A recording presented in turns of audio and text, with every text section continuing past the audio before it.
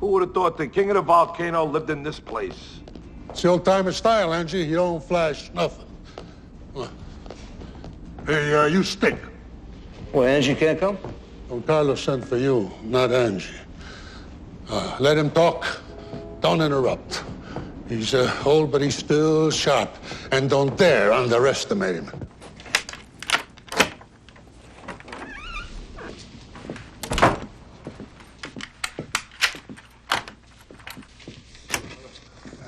Ricardo, this is John Gotti. How are you? Paul Castellano. How you doing, Paul? Joe Armon. John? How are you? Well, sit down, sit down. I heard good things. You built Carmine's Bronzeville book up. 100,000 a month. 100,000. Never took a dime from the top. A young man not tempted by... By 1973, Carlo Gambino was beginning to feel the weight of age. The quiet discipline that had carried him from the streets of Palermo to the summit of American organized crime was now being replaced by the realities of an aging heart. His days revolved around strong coffee, good food, and the familiar flavors of Sicilian cooking that reminded him of his mother's kitchen in Palermo. Increasingly, however, he found himself confined to bed. Walking became more difficult. Stress became dangerous.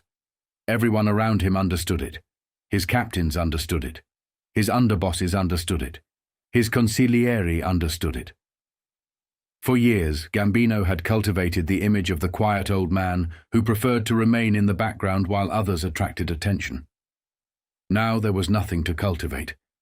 His heart was failing, and those closest to him took care not to burden him with unnecessary problems.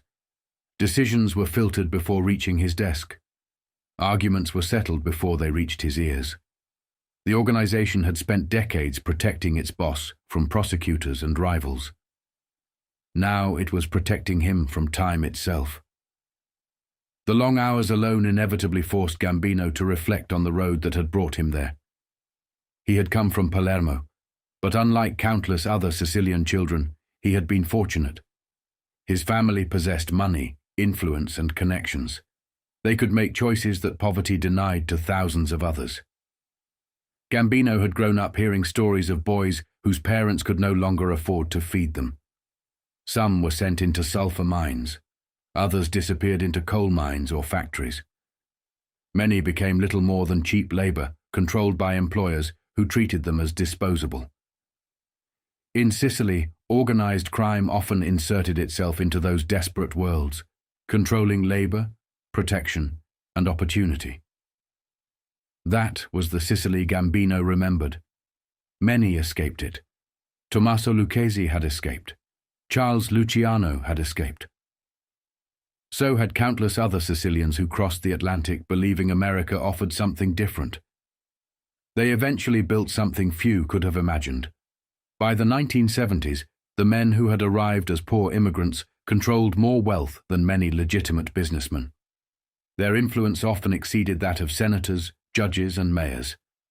They controlled construction companies, waterfronts, trucking firms, labor unions, garment businesses, gambling empires, real estate, and political relationships stretching far beyond New York. Their names carried weight from New York to New Orleans, across Europe, into South America, Brazil, and beyond. Yet Gambino understood something many younger gangsters did not. Nothing lasted forever. The generation that had built the commission was disappearing. Frank Costello was gone. Luciano had died after suffering a massive heart attack at Naples airport while preparing to discuss a film about his life. That death never left Gambino's mind. It was a reminder that even the most powerful men eventually lost their final battle. Joe Adonis was dead. The old guard was fading one by one. At the same time, Palermo itself was changing. Sicily was changing. America was changing. The influence that Gambino's generation had accumulated through discipline, secrecy, and patience was slowly giving way to younger men who possessed different priorities. They were more ambitious, less restrained, and far more willing to challenge long-established rules. Above all else, they had discovered a source of wealth unlike anything previous generations had imagined: narcotics. Throughout the 1970s and into the 1980s, heroin, cocaine, marijuana, and international drug trafficking would transform organized crime more profoundly than gambling or prohibition ever had. Men who once depended upon labor rackets, numbers games, unions, shylocking, and extortion suddenly found themselves earning extraordinary fortunes through narcotics alone. Drug money became so immense that traditional rackets increasingly became secondary businesses rather than primary sources of income. Gambino had always opposed large-scale narcotics trafficking. His generation believed drugs attracted unwanted attention from federal authorities and created instability. But that philosophy was slowly losing ground. Joseph Bonanno had effectively retired from day-to-day leadership, yet Carmine Galante remained imprisoned. Meanwhile, Sicily was rapidly becoming one of the most important links in the international heroin pipeline. The very forces Gambino had spent years trying to contain were becoming impossible to ignore. The balance of power throughout New York was changing just as rapidly. Joe Colombo had been shot in 1971 and remained incapacitated until his death. The public attack destroyed the illusion that even mafia bosses were untouchable. The retaliation against Joe Gallo only deepened the instability surrounding what had once been the Profaci family. From Gambino's perspective, the family that Joseph Profaci had painstakingly built was descending into chaos. Various relatives and ambitious factions hoped to seize control, while experienced leaders increasingly concentrated on protecting profitable white-collar operations rather than becoming trapped in endless street warfare. Valuable rackets quietly migrated into other organizations. Men transferred their loyalties where money remained secure. Those left behind fought over what remained. Whether leadership eventually rested with Carmine Persico, Sonny Franzese, or someone else, Gambino could already see the pattern emerging. More blood, more instability, less discipline. The murder of Thomas Eberly in 1972 presented another challenge. Investigators and underworld rumors frequently pointed towards Gambino, yet he knew the accusation made little sense. Eberly had neither trusted nor liked him. The suggestion that Eberly would approach Gambino seeking $5 million to finance a narcotics operation simply did not fit their relationship. Gambino looked beyond the murder itself. His attention focused instead upon whoever would ultimately emerge inside the Genovese family. He understood that stability, not violence, was the true source of long-term power. If the Genovese family maintained internal discipline, it would remain enormously dangerous. Their influence over labor unions, gambling, extortion, blackmail, Wall Street connections, and narcotics remained formidable. Gambino wanted his own organization moving even further away from street crime and deeper into legitimate business: real estate, government contracts, construction, international investments, corporate influence. Those were the future. He saw opportunities others overlooked. Urban decline eventually created redevelopment. Properties could be purchased cheaply, financed indirectly through taxpayer-funded projects, rebuilt and sold at enormous profit. Construction bids could be manipulated, contracts controlled, buildings owned outright. The mafia would not merely profit from building cities, it would own parts of them. Increasingly, Gambino became the elder statesman of New York's commission. Alongside the Genovese leadership, he believed long-term prosperity remained achievable through discipline rather than reckless expansion. He exercised enormous influence over the Colombo family, maintained close working relationships with the Lucchese leadership, cooperated where necessary with the Genoveses, and watched the Bonannos carefully. Although retired, Bonanno remained influential. His overseas relationships remained valuable, particularly in the Dominican Republic. His long-standing association with Washington operator Irving Davidson, himself closely linked to Carlos Marcello, ensured Bonanno still possessed considerable political and international connections. investments increasingly reached into Texas, sometimes attracting greater interest from the Chicago outfit than from New York itself. Yet Gambino believed the greatest future problem would arrive with the release of one particular prisoner. Before that confrontation arrived, however, another threat emerged: books. By the early 1970s, organized crime was no longer hidden from public view. A steady stream of biographies, investigative works, newspaper series, memoirs, and Hollywood productions transformed public understanding of the Mafia. In an era before mobile phones and the internet, books occupied a central place in American life. People read on trains, buses, lunch breaks, and evenings at home. Newspapers and magazines reached millions every day. Public opinion increasingly came from the printed page. In 1974, Paul Mescal published a biography of Carlo Gambino. Like many Mafia books appearing during the period, it drew material from numerous sources, including the testimony of Joseph Valachi, Luciano's memoir, accounts concerning Meyer Lansky, biographies of Costello, studies of Prohibition, books about Benjamin Siegel and Al Capone, and many other published works. Hollywood contributed as well. The Godfather reshaped how millions viewed organized crime. Rather than exposing the Mafia exactly as it existed, many gangsters believed the film projected an idealized image that benefited them. Honor replaced brutality. Tradition overshadowed corruption. The mythology often became more influential than reality. One book, however, struck far deeper than the others. Luciano's memoir carried extraordinary weight because it emerged largely through the efforts of his sister, who wanted to answer years of accusations directed at her brother. During Luciano's exile, she remained close to him in Sicily, alongside Bartolo, who frequently visited Luciano both in Sicily and on Capri. Luciano spent his final years speaking with journalists, writers, scriptwriters, and visitors from Britain and across Europe, while considering a film based upon his own life. The project would focus primarily upon Sicily, while reflecting upon Prohibition-era New York. At one stage, it was even alleged that Frank Sinatra hoped to portray Luciano, although Luciano reportedly preferred other actors, unwilling to risk damaging Sinatra's reputation. The memoir went much further than anyone expected. It alleged that organized crime had cooperated with federal authorities, including J. Edgar Hoover, in efforts against Louis Buchalter. It discussed support for Al Smith during the 1928 presidential election, before describing the election of Franklin D. Roosevelt in 1932. Luciano described expanding his empire until confronting Thomas E. Dewey, his imprisonment exile time in Cuba, and his relationship with Igea Lissoni. Toward the end, the revelations became even more explosive. Luciano claimed organized crime had helped place Buchalter behind bars.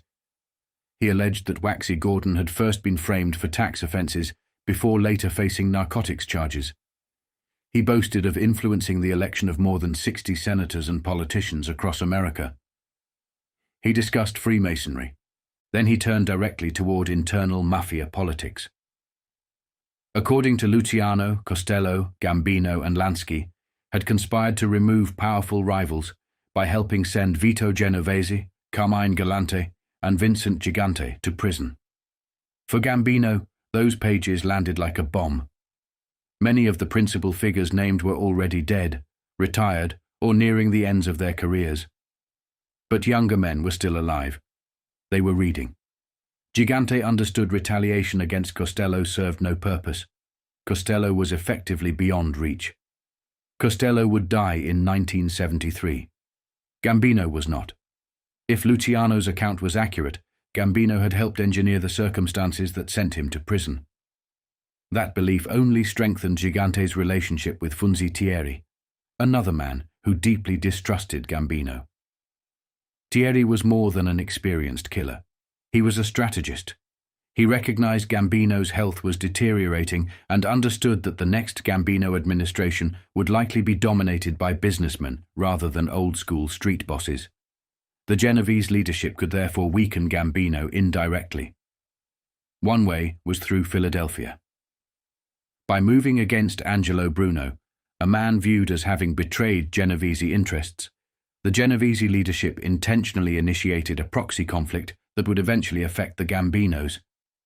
What they could not foresee was the emergence of another future force inside Brooklyn: John Gotti. There was another reader whose reaction proved even more personal: Carmine Galante. Still serving his prison sentence, Galante demanded a copy of Luciano's memoir as soon as he learned of its contents. His lawyer delivered it.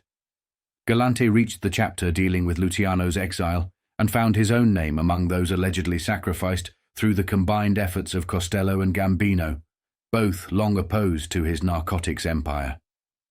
He read those pages again, and again, and again. For Galante, 14 years in prison suddenly appeared to have an explanation. Bonanno had effectively been forced aside. His own career had been destroyed. Whether every allegation in Luciano's account was accurate mattered less than what Galante believed. He believed he had been betrayed. The men he blamed were almost all beyond his reach. One was already dead. Unable to strike Frank Costello himself, Galante chose another target. He ordered the destruction of Costello's mausoleum.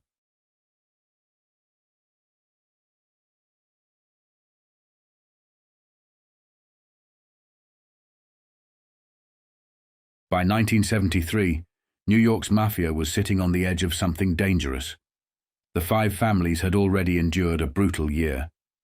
There had been internal wars, federal pressure, state arrests, local investigations, subpoenas, indictments, and a mayoral order demanding that police drive the gangsters out of town. The newspapers called it chaos. Law enforcement called it instability. Inside the underworld, men understood it more simply. The old structure was cracking, and everything depended on the heart of one aging Sicilian. Carlo Gambino was 73 years old. His body was failing, but his power remained enormous. He was the boss of bosses in New York, a national commission figure, and the one man whose influence still reached across the city, across the country, and into Canada. To the public, he looked like a frail old man living quietly between Brooklyn and Massapequa. To the underworld, he was the final restraint holding back a leadership war.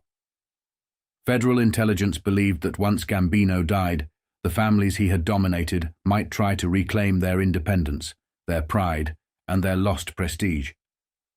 They believed a full-scale war could follow his death. That was the secret of 1973. The Mafia was not at peace. It was waiting. Gambino had built the largest criminal organization in American Mafia history through patience, terror, intrigue, and survival. At the snap of his fingers, thousands of men could move. Roughly 1,000 were made members: button men, good fellows, men bound by blood oath and omerta. Beneath them stood gamblers, loan sharks, businessmen, millionaires, associates, and crews who fed the machine. Then there was the third layer, the Sicilians. Gambino had been bringing them into America for years. Native-born Sicilians, tough, loyal, dependent on him. Some Italian-American mobsters looked down on them and called them greasers or wetbacks, but Gambino understood their value. They owed him everything. They were not sophisticated enough to run Wall Street rackets, stolen securities, gambling networks, counterfeiting rings, or narcotics operations on their own, but they were loyal muscle. And loyalty mattered, from narcotics to shylocking, from gambling to stolen securities, from fencing to counterfeiting. Gambino took his cut.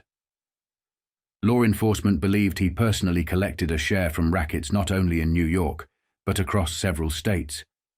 Yet he lived modestly. That was part of the performance. In Brooklyn, he kept his apartment. In Massapequa, he kept his waterfront home. There he played the harmless old man.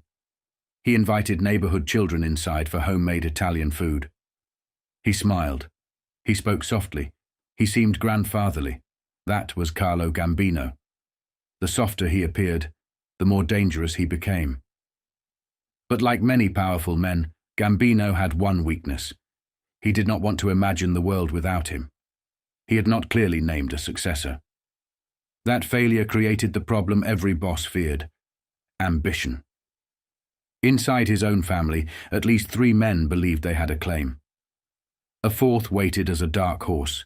For years, many assumed Aniello Dellacroce would inherit the throne.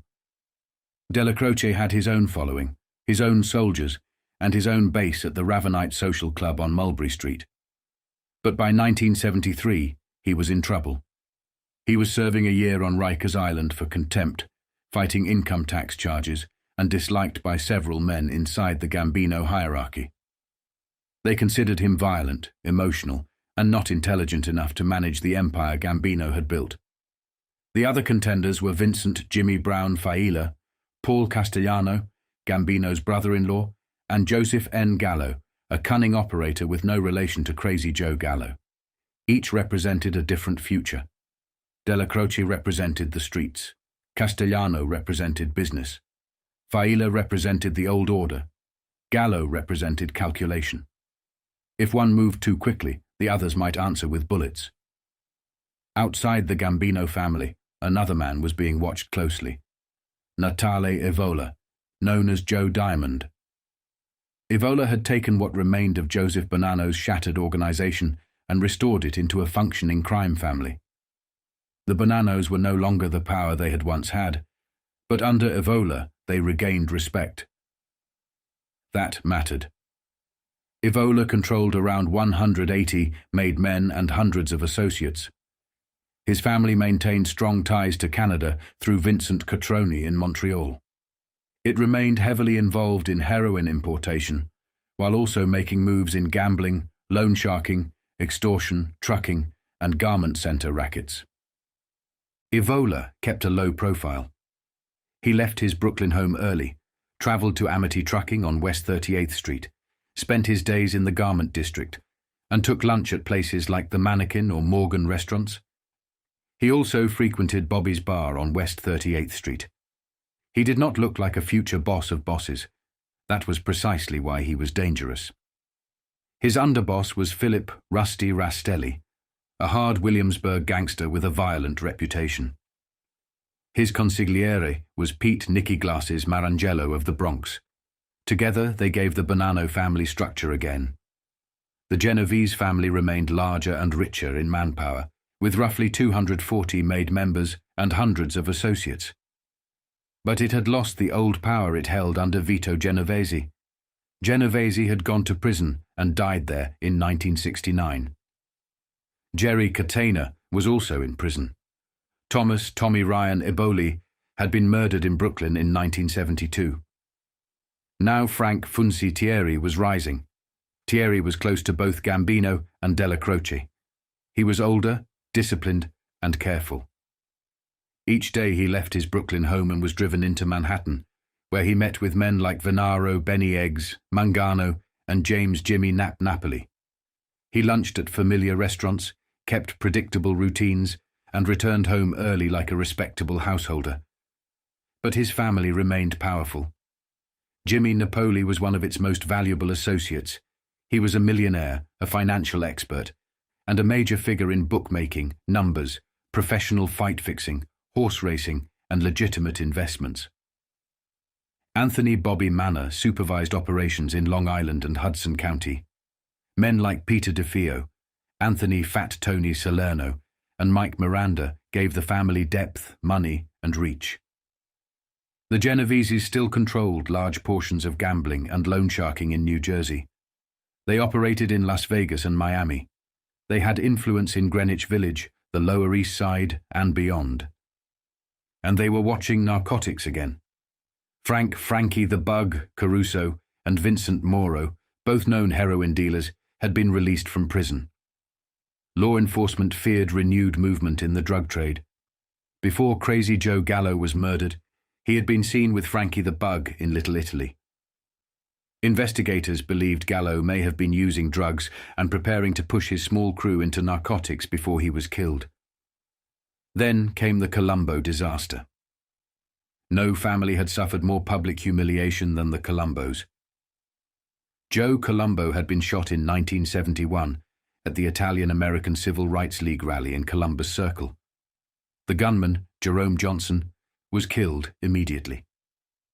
Police, the FBI, and the Colombo family all believed Crazy Joe Gallo had arranged it. The attack left Colombo incapacitated and ignited a war that claimed 18 lives.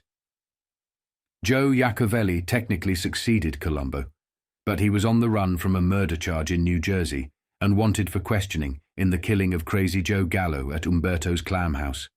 Carmine, Sonny Pinto, DiBiase, one of the suspected killers, was believed to have gone to Iacovelli's apartment in Nyack after the shooting. With Iacovelli unavailable, Vincent Alloy became acting boss. Alloy did not want the job. He preferred to look like a businessman, dress neatly, report a large legitimate income, buy a new Cadillac every year, and spend time between New York and Miami.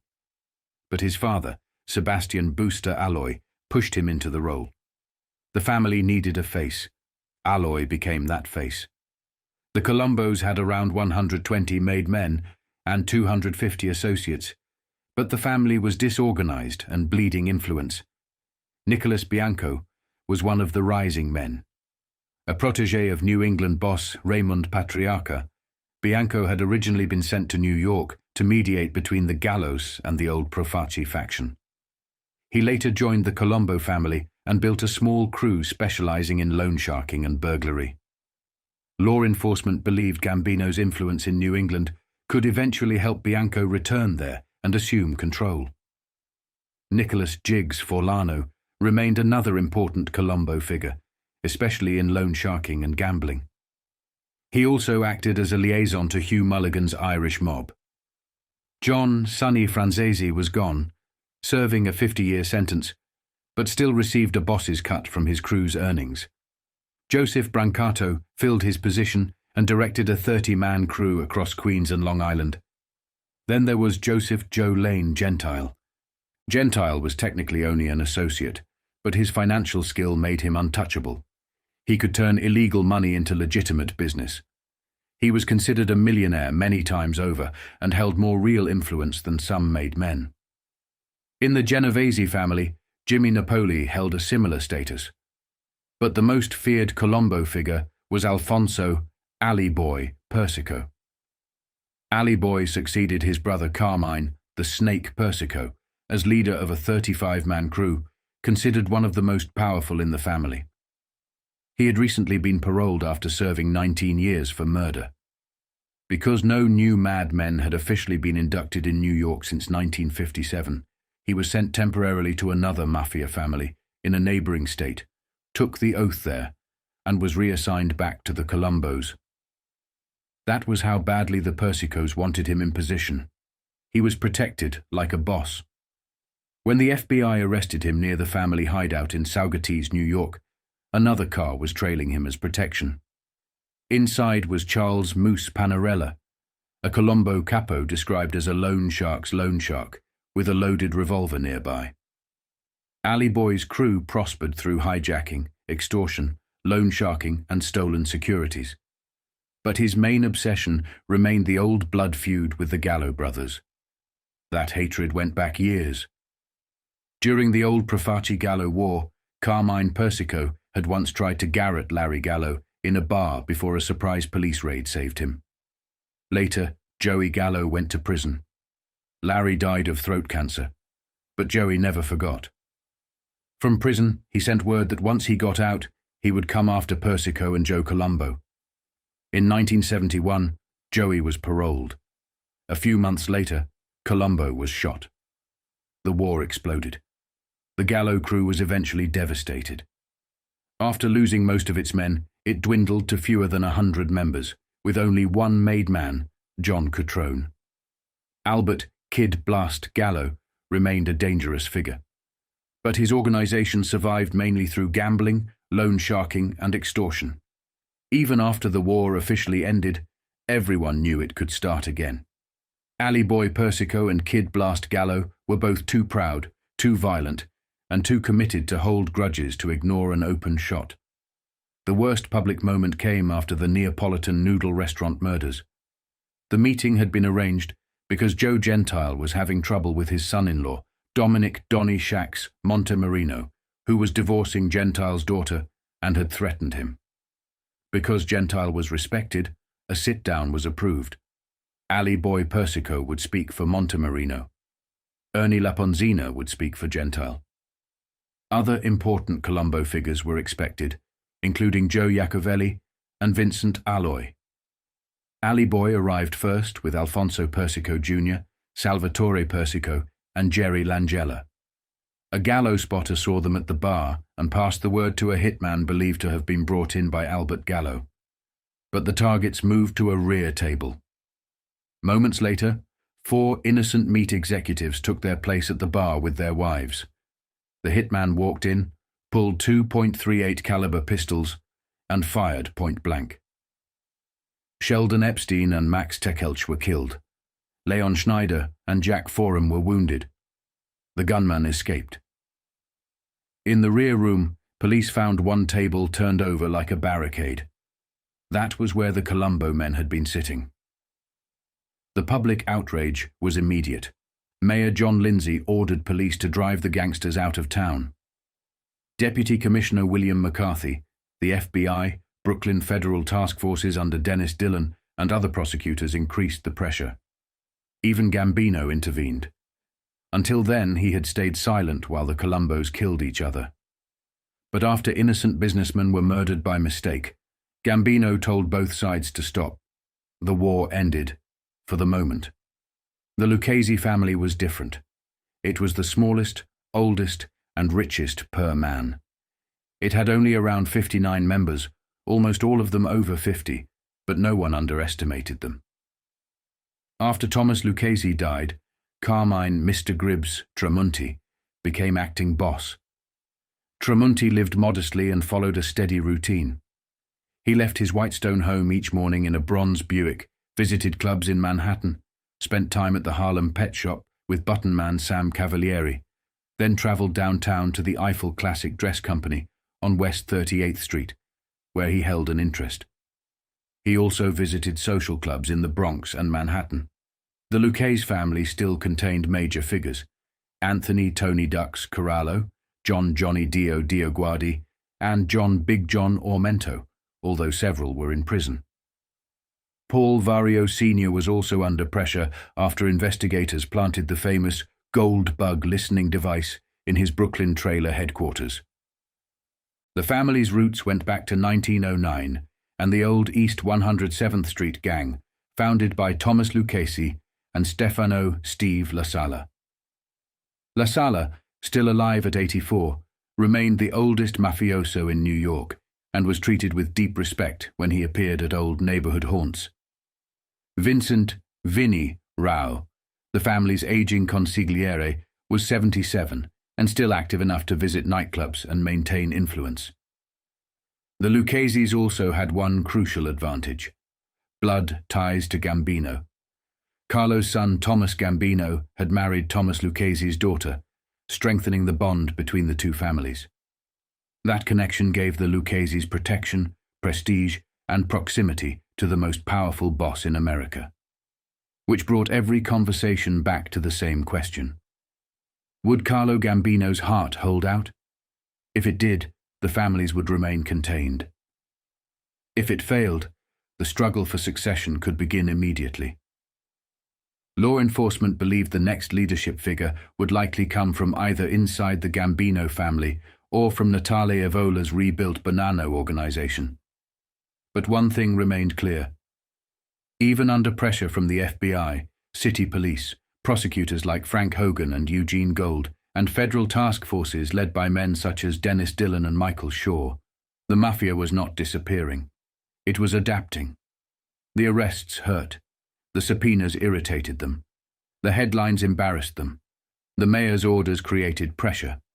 But the money remained too enormous, the rackets too embedded, and the system too profitable. As one federal agent put it, the reason was simple. Where else could they make that kind of money without working?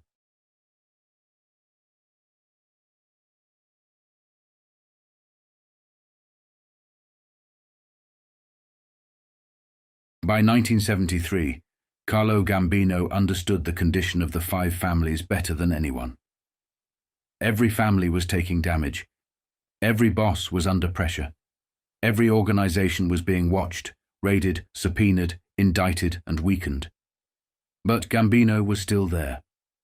He had survived the roaring 20s, the violence of the 30s, the uncertainty of the 40s, and the federal heat of the 50s.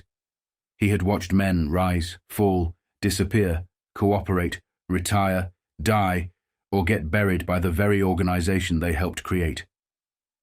Somehow, he had climbed through all of it. Now the ghosts of the past were behind him. The ghosts of the future were waiting. The problem before him was succession. In Sicily, mafia families often handled succession differently. In Chicago, the outfit operated with its own logic. The best-suited man could be elevated by the real power behind the throne, whether it was Tony Accardo, Paul Ricca, Jackie Cerrone, or another senior figure capable of keeping the machine running. Chicago was different. It was larger than one neighborhood. Its power stretched through the Midwest, Las Vegas, labor rackets, gambling operations, political connections, and legitimate business fronts. The successor had to be appointed carefully. Gambino had helped guide transitions before. When Thomas Lucchese was diagnosed with a brain tumor, Gambino had influence over what came next. After Joe Colombo was shot, he helped contain the chaos inside that family. After Joseph Bonanno tried to challenge the commission and was pushed aside, Gambino played a role in stabilizing what remained. But this was different. This was his own family, his own empire, his own blood. His sons were connected to industries that touched organized crime, whether they wanted that inheritance or not.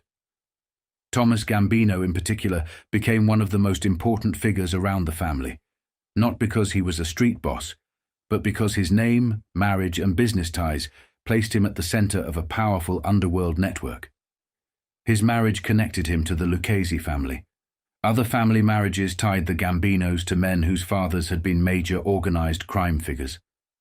This was the world Carlo Gambino built, a world of secrecy, bloodlines, marriages, business arrangements, and quiet control. But after Appalachian, after Valachi, after the hearings, after the newspapers, the old secrecy had weakened. The game had changed. Gambino wanted to protect Tommy from the worst of it.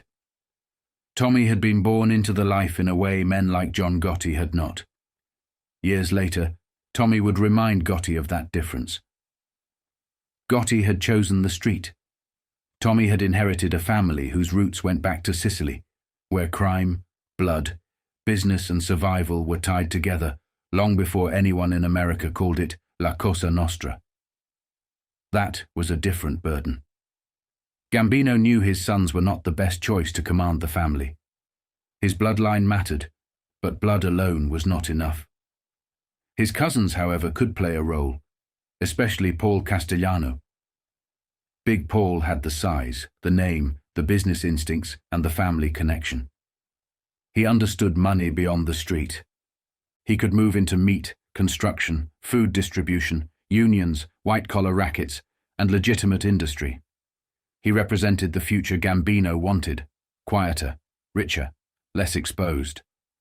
But there was another man, a man who could not be ignored, Aniello Dellacroce. Dellacroce had earned respect the hard way.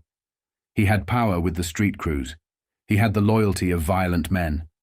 He understood the old underworld and could still move through white-collar circles when necessary. But his natural world was not boardrooms or business fronts. His world was Mulberry Street, social clubs, gambling rooms, Shylocks, street captains, soldiers, men who measured leadership by fear, loyalty, and action. Dellacroce had something Castellano did not. The streets believed in him. He had old connections reaching back to Albert Anastasia. That mattered.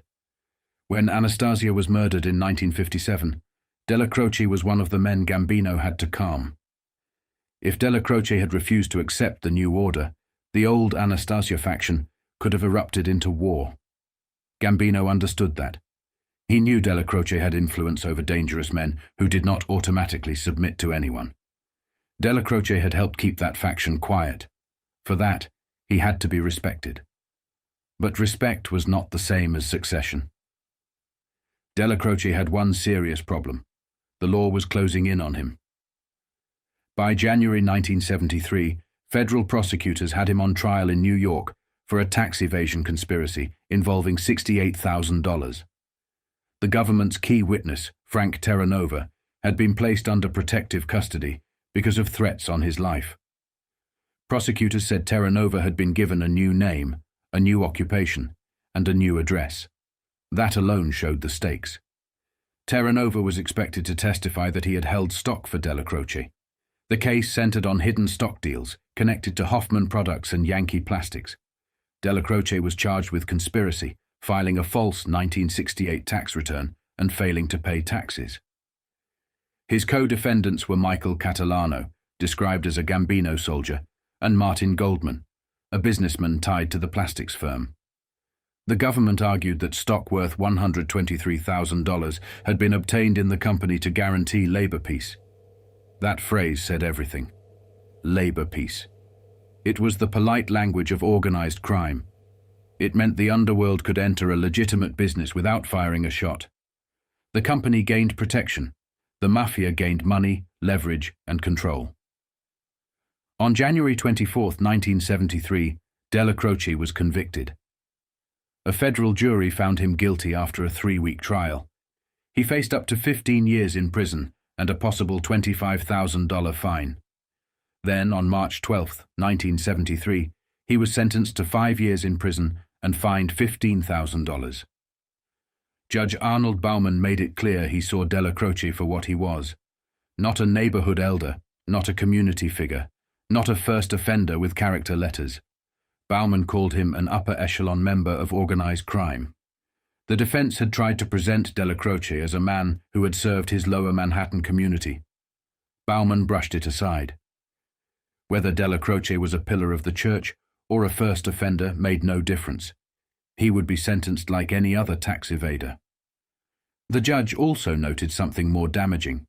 Police transcripts from bugged conversations inside Dellacroce's headquarters, the Ravenite Club at 247 Mulberry Street, showed that Dellacroce was in command of other criminals. That was the real wound. The government was not guessing anymore. They knew. Dellacroce was already serving a 1-year sentence on Rikers Island for refusing to answer grand jury questions about mob gambling operations in the Dominican Republic. Prosecutor William Aronwald said Dellacroce had refused to discuss his role as an arbitrator for criminal groups. An arbitrator. That was another polite word for power. Dellacroce settled disputes. He decided who owed what. He decided who had crossed a line. He decided who lived with a problem and who became one. For Gambino, the message was clear. The FBI and federal prosecutors had mapped the family. They knew the Ravenite. They knew Dellacroce. They knew his role. They knew his influence. And they were already moving against him before Gambino had even reached his deathbed. The pressure was not limited to Dellacroce. By the summer of 1973, law enforcement believed New York's mafia was undergoing major internal change. Prosecutors had damaged the leadership and middle ranks of several families. The Gold Bug, an electronic listening device planted inside Paul Vario's trailer headquarters in Brooklyn, had produced more than 100 prosecutions. Brooklyn District Attorney Eugene Gold, Federal Strike Force Chief Dennis Dillon, and other agencies were working more closely than before. The families were being hit from every direction. Carmine Tramunti of the Lucchese family had been sentenced to prison for contempt after giving evasive answers to a Brooklyn grand jury. Vincent Alloy, acting head of the Colombo family, had been convicted of perjury in connection with the investigation into Joey Gallo's murder. Frank Thierry of the Genovese family was facing federal loan sharking charges in Brooklyn and Newark. Anthony Fat Tony Salerno had been indicted in a multi-million-dollar loan sharking case. The bosses were old. The captains were exposed. The middle ranks were being prosecuted. The books, according to reports, may have reopened after 16 years because the families needed new blood. That alone showed the seriousness of the moment. Since 1957, no new members had officially been made in New York. Now, under pressure from prosecutions, deaths, prison terms, and internal instability, the families had to consider replenishing themselves. The old freeze could not last forever. There was even talk of mergers. Some law enforcement officials believed the Colombo family might be absorbed, possibly by Gambino's organization. The Colombos had been weakened by Joe Colombo's shooting, the Gallo War, indictments, fugitives, perjury convictions, and a leadership crisis. Joe Iacovelli had gone into hiding. Vincent Alloy had been convicted. Thomas DiBella was acting boss, but police believed he was only a front. The family still had members, but its authority was fading. The Lucchese family also looked weakened. Carmine Tramunti was nominally in charge, but his future was uncertain. Investigators suggested Undimo Papadio might be considered as a successor.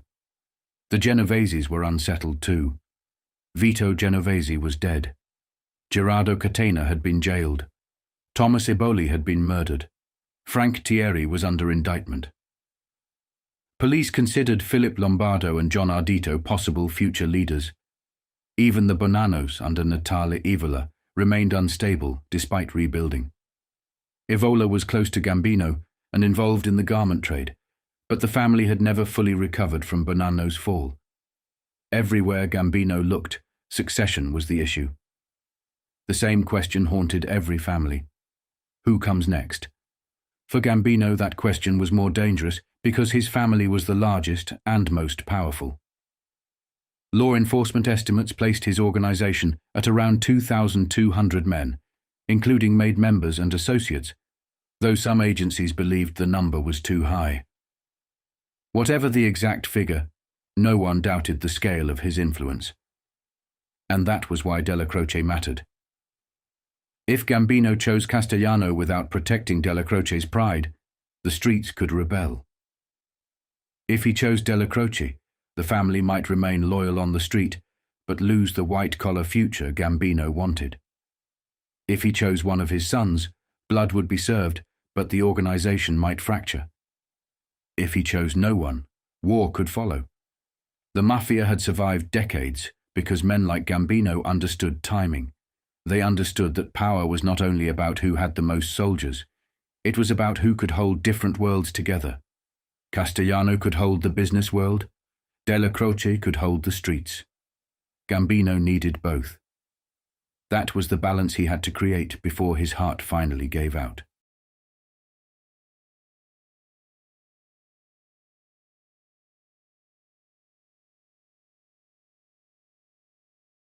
Carlo Gambino understood Paul Castellano better than most men did.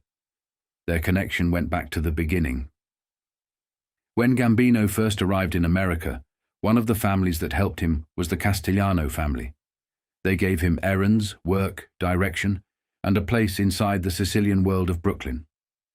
Paul was younger, but over time Gambino took him under his wing. He watched him, guided him, corrected him, taught him the difference between a man who made money and a man who built power. Gambino himself had been shaped by older men. One of them was Frank Scalise. Scalise was no ordinary gangster. He had been close to Luciano, a man who advised him, guided him, and helped teach him how power worked. Johnny Torrio had been important to Luciano as well, but Scalise had something different. He was old-school Sicilian. He was not associated with prostitution or rackets that many Sicilians considered dishonorable. He was politically connected, respected, and capable of sitting down with bosses from New York, Canada, Sicily, and beyond. Men listened to Frank Scalise because he had earned the right to speak. It was Scalise who introduced the young Carlo Gambino to Lucky Luciano in 1925. Luciano later remembered that first meeting. He said that when he looked at Gambino, he knew the young Sicilian would one day inherit everything. And in time, he did. Gambino's genius was silence. He never carried himself like a threat. He rarely raised his voice. He positioned himself behind business, behind family, behind stronger personalities, and behind men who enjoyed attention more than he did. By the time others realized what he had built, it was already too late. He saw something similar in Paul Castellano. Paul made mistakes when he was young, but he learned. Under Gambino, he became more than a street figure. He became a businessman with underworld protection. The Castellanos had deep roots in the meat business, and that business became one of Paul's great power bases. After Dutch Schultz was killed, the meat rackets that had been connected to his old operations eventually passed through men like Thomas Lucchese, and then into the wider Gambino sphere. From there, Paul Castellano expanded his reach. Meat was not a small racket. It was not just local butchers selling cuts to neighborhood families. Meat supplied restaurants, hotels, cafeterias, schools, government buildings, corporations, sandwich shops, poultry buyers, and food distributors. Whoever controlled supply controlled access. Whoever controlled access controlled prices, labor peace, delivery, licensing, and pressure. That gave Castellano an industry inside other industries. From meat came liquor. From liquor came restaurants. From restaurants came linen services, beer routes, food contracts, licenses, deliveries, and protection. A business owner might believe he was simply buying supplies. In reality, he was stepping into a system. Castellano could provide the meat, the poultry, the beer, the linen, the labor peace, and the quiet understanding that problems would not happen if payments were made and rules were followed. This was not the old street racket. This was infrastructure. Castellano's influence reached across New York through legitimate businesses, family companies, relatives, fronts, and associates. The police later mapped the Castellano-Gambino family tree because even they struggled to separate the bloodlines from the businesses. There were multiple Paul Castellanos, multiple cousins, sons-in-law, brothers-in-law, and relatives tied into the same commercial world. The names formed a network. Paul Castellano, Frank Castellano, Joseph Castellano, Philip Castellano, Peter Castellano, Vincent Castellano, Frank Amato, Angelo Scapula. The businesses told the same story: Fort Greene meat wholesalers, Dial meat purveyors, P&H rendering, C&S meat market, A&S meat market, Independent meat market, Imperial meat market, Prospect Parkway meats, L&P poultry, and other food-related operations spread through Brooklyn, Queens, Manhattan, and Staten Island. It was family. It was business. It was power. And at the center of it stood Constantino Paul Castellano. By 1973, law enforcement believed Castellano had become one of the leading contenders to succeed Carlo Gambino. He lived at 99 Buttonwood Road in Dongan Hills, Staten Island, though police reports suggested he had not been seen there for a long period. Some speculated he may have been abroad, possibly in Sicily. His son-in-law Frank Amato had moved into the residence, perhaps temporarily. That disappearance only added to the mystery around him. Castellano had something law enforcement knew mattered deeply to the mafia hierarchy. He kept a low profile.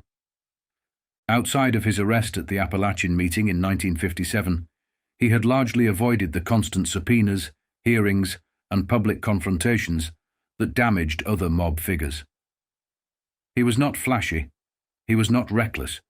He did not need to be seen. Even more important, his blood ties to Gambino were extraordinary. The Castellano and Gambino families were bound together through several intermarriages going back generations. Carlo Gambino was not only Paul's cousin, he was also tied to him by marriage. In that world, blood did not guarantee leadership, but it helped legitimize it. If Gambino wanted continuity, Castellano offered it. If Gambino wanted business, Castellano offered that too. But Castellano possessed another asset that made him even more valuable: Times Square. Before Times Square became the polished tourist center known today, it was a declining, dangerous, and profitable underworld zone. In the 1960s and 1970s, as New York deteriorated financially and socially, Times Square became a center for pornography, prostitution, narcotics, pimps, adult theatres, peep shows, street crime, and organised criminal control. It was one of the most notorious districts in the city, and beneath the decay was real estate. That was what mattered. Property in Times Square was not glamorous then. It was dirty, dangerous, and politically embarrassing. But men with patience understood what decay could become. Castellano and other Gambino-connected interests had ties to property, adult entertainment, film distribution, and businesses in and around that world. The respectable investor saw filth.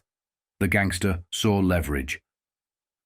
Years later, when Times Square began moving toward redevelopment, those holdings became enormously valuable. By the 1980s, investors understood what Castellano already knew. Times Square would not remain what it was forever. If cleaned up, rebuilt, and repackaged, it could become one of the most valuable pieces of commercial real estate in America. That gave Castellano bargaining power. According to underworld accounts, powerful interests approached him with an offer connected to his Times Square assets. The message was simple: cooperate, sell, or move, and serious legal problems could become easier. By then, Castellano understood the danger of RICO. Anthony Scotto, the feared waterfront labor leader with Gambino ties, had already been convicted under the statute in 1979, despite having powerful lawyers behind him. Castellano knew RICO was different from the old prosecutions. It did not just target crimes. It targeted the organization, the pattern, the structure, and the money. But Castellano did not fold. He held on. That was Paul Castellano's strength and weakness. He understood value. He understood patience. He understood that the man who owned the property did not need to stand on the corner. He could wait while others fought in the street. Had Castellano lived and eventually sold those assets on his own terms, there is a strong possibility he could have remained enormously wealthy and possibly preserved some measure of freedom. His power was not just in soldiers. It was in ownership, records, influence, and information. Part of that influence, according to underworld accounts, involved a blackmail operation far too sophisticated and sensitive to be handed to a man like John Gotti. When Castellano died, that particular structure died with him. Other men in later decades would become famous for similar systems of compromise and leverage, but Castellano's operation belonged to his world. Quiet rooms, private files, powerful clients, hidden relationships, and secrets that could be turned into protection. That was why Gambino took Castellano seriously. Paul was not Aniello Dellacroce. He did not command the same street love. He did not inspire the same fear among young shooters. He was not the man the Mulberry Street crews naturally followed. But he represented what Gambino believed the family had to become. The future was not only gambling, it was not only loan sharking, it was not only hijacking, extortion, or street collections. The future was contracts, food supply, labor peace, government work, real estate, redevelopment, and industries that looked legitimate on paper while producing underworld money underneath. Castellano could sit at that table. Dellacroce could control the streets. Gambino needed both men, but only one could inherit the official crown. That was the problem. By 1973, police intelligence believed Gambino was already sounding out reactions from other families about possible successors. One of those names was Paul Castellano. Another was Joseph N. Gallo, the respected and cunning Gambino advisor from Queens. Aniello Dellacroce had once seemed like a contender, but his legal troubles weakened him. Castellano therefore became the leading candidate. He had the blood. He had the business. He had the low profile. He had the family network. And he had the one quality Gambino valued above nearly everything else. He knew how to make money without making noise. Before the 1970s, Paul Castellano had already become one of the most influential men in the Gambino family. He had built his reputation quietly, avoiding the headlines that followed many of his contemporaries. His strength did not come from controlling gambling parlors or street bookmakers. It came from legitimate-looking businesses, meat wholesalers, construction companies, trucking firms, labor connections, and real estate. Carlo Gambino had long understood where the future of organized crime was headed. The men who controlled industries would eventually become more valuable than the men who controlled street corners. Castellano was becoming exactly that kind of boss. By early 1973, his name was appearing with increasing frequency in government investigations. Rarely was he charged with a crime. More often, investigators found him standing just beyond the center of major corruption scandals, connected through business partners, property deals, union officials, and corporate executives. One investigation focused on New York City's tax commission. The New York State Commission of Investigation accused Norman Levy, who had become president of the city's tax commission in 1970, of granting a $465,550 reduction in property tax assessments several years earlier to Staten Island real estate speculator Joseph Ray. According to the commission, Ray had been identified by law enforcement as an associate of organized crime figures and had conducted business transactions with Paul Castellano, as well as members of the Gambino family. Investigators questioned whether political influence, business interests, and organized crime had become dangerously intertwined inside New York's municipal government. The allegations reinforced something investigators had been discovering for years. Castellano's influence did not rely on violence alone. It reached into property development, taxation, finance, and legitimate commerce. The money was increasingly being made inside boardrooms rather than back alleys. But it was another investigation that truly demonstrated where Castellano's power was expanding. The American meat industry. Federal prosecutors, Manhattan District Attorney Frank Hogan, Assistant Strike Force Chief Bill Aronwald, veteran investigator Al Scotti, and Ed Mike Shaw's organized crime strike force began examining an alleged conspiracy involving Iowa Beef Processors, one of the largest meat companies in the United States. The case centered on Moe Steinman. Steinman was no ordinary supermarket executive. According to investigators, he possessed relationships that stretched through organized crime, labor unions, and the supermarket industry itself. Prosecutors alleged that Steinman maintained connections with members of the Colombo, Lucchese, and Gambino families, while also enjoying direct access to Paul Castellano. To investigators, that relationship mattered. By 1973, law enforcement increasingly viewed Castellano as more than simply a mafia captain. They believed he exercised enormous independent authority over the meat distribution business. Journalists covering the investigation described him as a powerful mafia boss with his own sphere of influence, deeply embedded in one of New York's most profitable industries. The investigation revolved around boxed beef. The innovation dramatically reduced costs. Instead of shipping entire cattle carcasses, meat processors removed roughly 300 pounds of waste before transporting the remaining cuts in sealed, insulated packages. The savings were enormous. There was one problem. Less processing at local supermarkets meant fewer union butchers. According to prosecutors, union opposition effectively blocked Iowa beef processors from selling boxed beef throughout the retail supermarket industry surrounding New York City. The company continued supplying restaurants and hotels, but the much larger supermarket market remained virtually closed. Investigators alleged that Moe Steinman offered a solution. According to the indictment, Steinman assured company executives he could take care of it. Federal prosecutors alleged that a dummy corporation was created, staffed largely by relatives, to receive commission payments on boxed beef sales. Iowa Beef allegedly agreed to pay commissions for every shipment sold to major supermarket chains over a guaranteed 5-year period. The figures were staggering, roughly $15,000 every week, nearly $1 million altogether. Federal prosecutors alleged that approximately $100,000 ultimately found its way to corrupt union officials and supermarket buyers. Investigators also alleged that Steinman worked closely with officials from the Amalgamated Meat Cutters and Butcher Workmen of America. Secret meetings reportedly took place at New York's Stanhope Hotel during 1970, where arrangements were allegedly discussed that would remove union opposition to boxed beef. Witnesses told investigators that supermarket executives refused to purchase Iowa beef products without union approval. Others claimed they would not buy the company's products without Moe Steinman's personal approval. Prosecutors alleged that Steinman and union leader Mr. Kaplan had effectively cleared the way for Iowa beef to enter the supermarket market.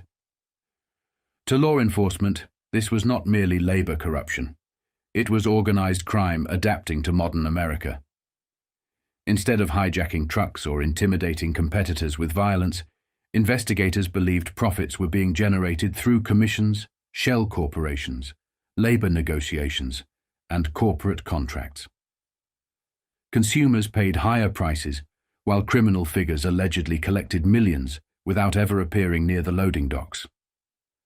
Throughout the investigation, one name continued surfacing: Paul Castellano.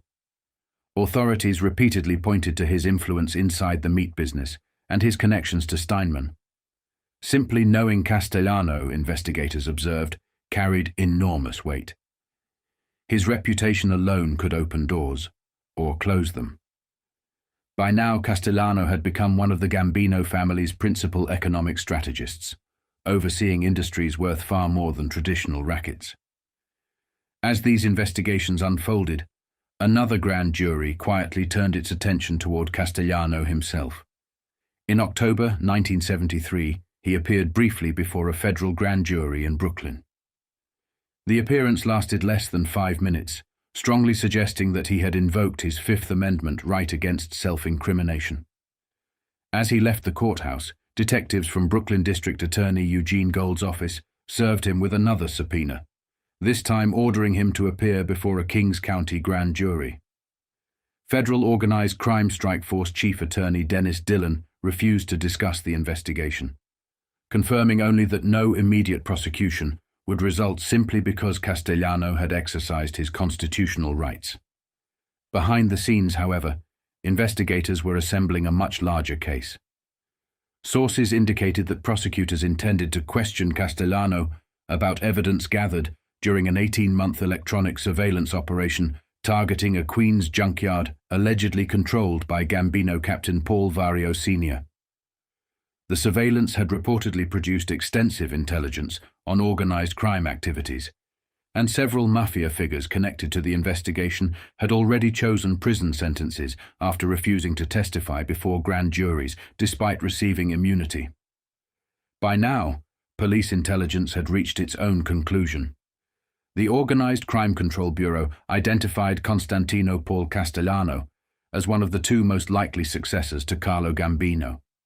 The only other serious candidate, according to investigators, was the quiet and little-known Joseph N. Gallo of Astoria, not the slain Crazy Joe Gallo of Colombo family notoriety, but the longtime Gambino captain trusted by Carlo Gambino himself. For law enforcement, the succession had already begun. Carlo Gambino remained boss, but the future was becoming increasingly clear. The investigations, subpoenas, surveillance tapes, and intelligence reports all pointed toward the same man. While the government tried to expose his business empire piece by piece, Paul Castellano continued expanding it, transforming himself from Carlo Gambino's brother-in-law into the man many investigators believed was preparing to inherit the most powerful mafia family in America. By 1974, the FBI was no longer watching the Gambino family from a distance. It was inside their businesses, inside their offices, inside the walls. One of those places was A&I Machine Company at 8785 18th Avenue in Brooklyn. The company was run by Paul Little Paul Castellano, cousin of Paul Big Paul Castellano, Carlo Gambino's brother-in-law, and one of the men already being watched as a possible successor to the old boss. Little Paul was 48 years old, living on Staten Island, and moving in the same orbit as the men around Big Paul. To the FBI, that made him worth listening to.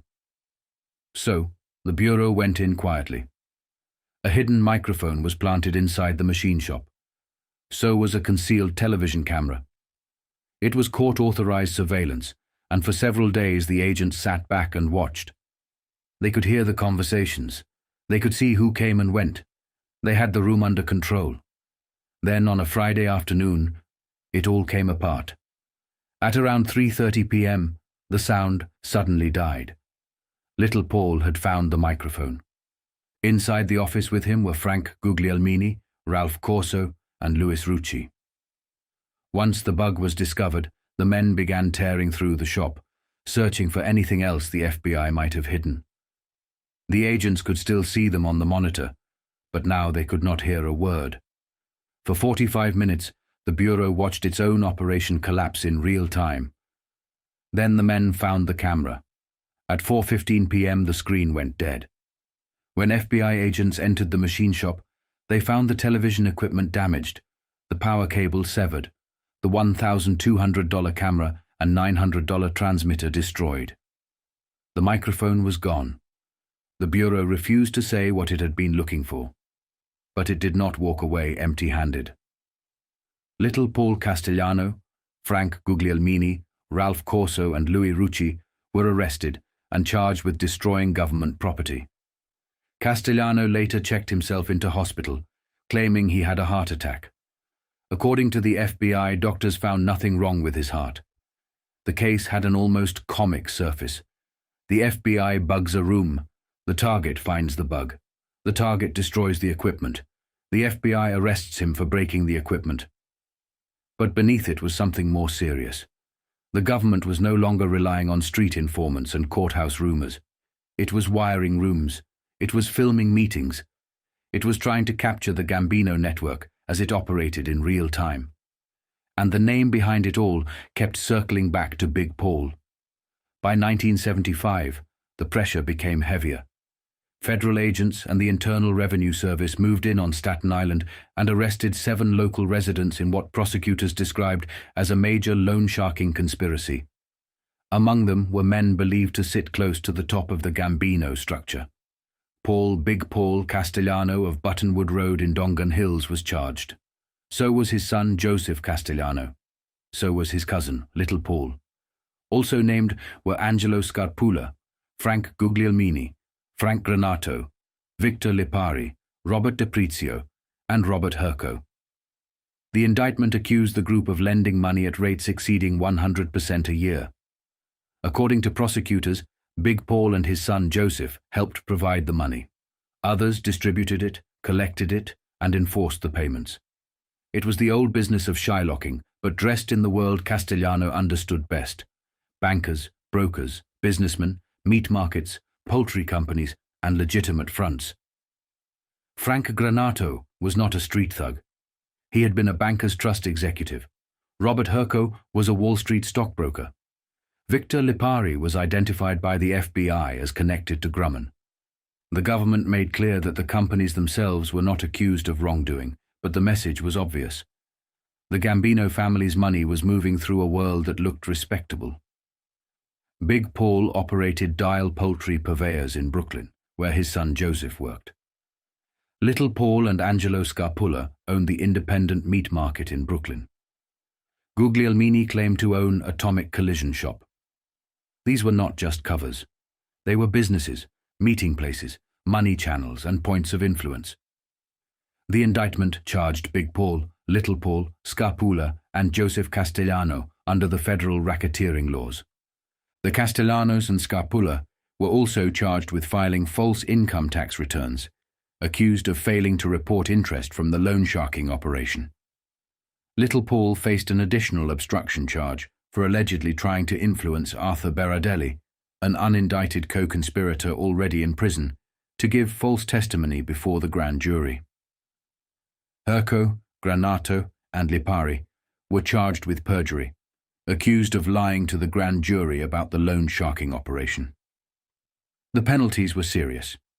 The racketeering conspiracy count alone carried up to 20 years in prison and a $25,000 fine. Obstruction and perjury could bring 5 years, tax evasion carried another possible 3. For prosecutors, it was another piece of the same larger picture. Big Paul was not just Carlo Gambino's relative. He was not just a meat man. He was not just another captain from Staten Island. He was being described as second in command, a man who had attended Appalachian in 1957, surfaced in state investigations in 1961, appeared again in the supermarket and meat rackets, and now stood accused of financing loan shark money through a wider Gambino network. In May 1975, the family had already been hit by roundups tied to loan sharking in Wall Street circles and the garment industry. Now, less than 2 months later, Castellano was back in another indictment, this time with his own son and cousin beside him. The government was beginning to understand the shape of the empire. Carlo Gambino still ruled. But the structure beneath him was becoming visible. At one end were the old rackets, loans, threats, collections, silence. At the other were legitimate businesses, poultry, meat, supermarkets, banking, brokerage houses, and corporate connections. That was Paul Castellano's world. He did not need to act like a street boss. He did not need to shout. He did not need to be seen with a gun. His power came from money, access, and the ability to make legal and illegal business look almost identical. By the middle of the 1970s, that was why the FBI kept coming back to him. Every bug, every subpoena, every indictment, every grand jury appearance told the same story. The future of the Gambino family was no longer just in the social clubs. It was in the markets, the banks, the meat houses, and the hidden rooms where federal agents listened through the walls.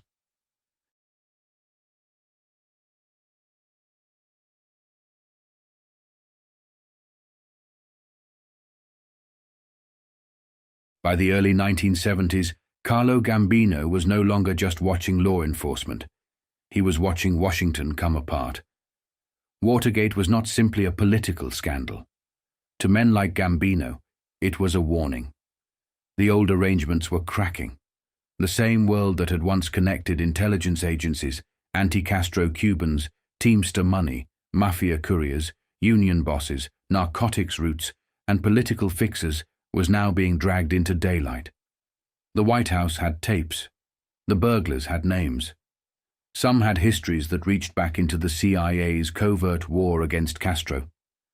Men like E. Howard Hunt and Frank Sturgis were not ordinary political operatives. They came out of the shadow world of Cuba. Exile networks, sabotage, intelligence operations, and private wars fought with government protection and criminal help. Nixon understood the danger immediately. If Watergate stayed as a burglary, it was survivable.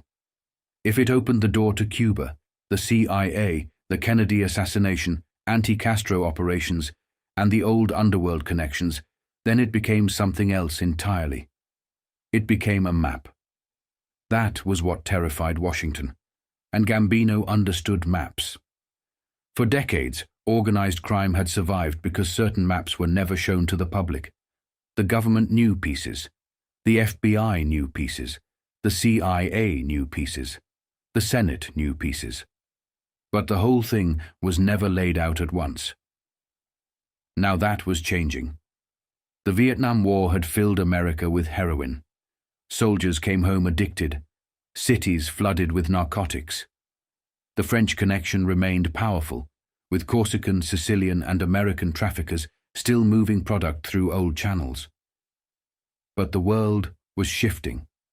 Black, Cuban, Colombian, and Mexican organizations were beginning to build their own networks. They were not just middlemen anymore. They were learning the system, organizing themselves, and taking control of supply lines the Italians had once dominated. The Mafia had inspired them in more ways than one. The Godfather had become more than a film. It was a global language of power. It was translated, copied, studied, and absorbed. Young gangsters across the world saw the image of the Mafia Don and understood the message. Control the family, control the judges, control the police, control the ports, control the politicians, control the fear. The Italians had created a model. Now others wanted the empire. One example was Joseph Riccobono, connected by blood to the Gambino world through the Riccobono name. After trouble in New York, he moved south to Miami, where the old mafia world met the new narcotics frontier. Miami was no longer just a resort city. It was becoming a gateway for Cubans, Colombians, smugglers, pilots, traffickers, fugitives, intelligence assets, and men who understood that cocaine was about to become bigger than heroin. There, Riccobono's world intersected with figures like Mickey Monday, Pablo Escobar, and the rising Colombian networks. It was the new underworld taking shape in real time. Boats, planes, private airstrips, offshore banks, CIA ghosts, Cuban exile contacts, Colombian suppliers, American distributors, everything connected, but not always cleanly. It was not one conspiracy. It was a marketplace of power, where criminals, intelligence veterans, smugglers, and political operators kept crossing the same roads. Gambino could see what was happening. The old Italian monopoly over narcotics was weakening. At the same time, Jimmy Hoffa was out of prison. For Gambino, that was another problem. Hoffa knew too much. He understood the Teamsters pension fund. He understood who had looted it, who had borrowed from it, who had built casinos, hotels, trucking companies, and real estate empires with its money. The Teamsters had been one of the most valuable instruments organized crime ever touched. But Hoffa was not Gambino's problem alone. This was an old network. Pennsylvania had Santo Volpe, one of the oldest syndicate powers in the country. Russell Bufalino inherited part of that influence. Down south, Carlos Marcello remained dangerous. In New Jersey, Tony Provenzano held power through the union world. In Detroit, the Mafia had one of the strongest Teamster machines in America. These men were tied into labor, politics, business, and intelligence-linked circles both at home and abroad. Gambino's people were connected to parts of that world, but the Hoffa problem belonged more directly to others.